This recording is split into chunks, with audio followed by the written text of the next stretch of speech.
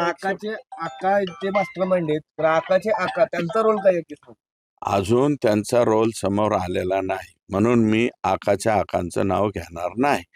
आणि जर supplementary chargesheet मध्ये त्यांचं आलं तर तिथून पुढे बघू.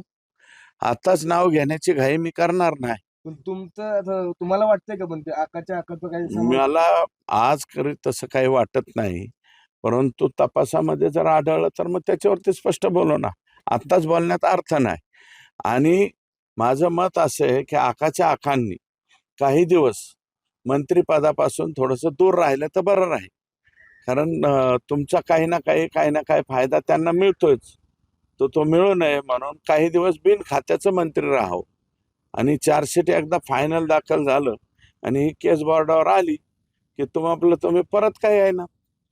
आता तुमच्या पक्षाचे राष्ट्रीय अध्यक्षच तुम्हाला म्हणतायत की नैतिकतेच्या आधारावर त्यांनी दिला पाहिजे. द्यायचा का नाही तो त्यांचा निर्णय आहे. तुमच्या कोर्टात बॉल ढकललेला आहे, तर तुमच्या कोर्टात बॉल आलेला आहे. त्या बॉलवरती सिक्सर मारायचा, फोर मारायचा का शून्यावर आउट व्हायचं ते तुम्ही ठरवायचं. आणि याच्यामध्ये राष्ट्रवादी काँग्रेस पार्टी अजितदादांची जनतेच्या मनातून मात्र क्लीन बोल्डच्याच दिशेने चाललेली आहे, असं माझं स्वतःचं मत आहे.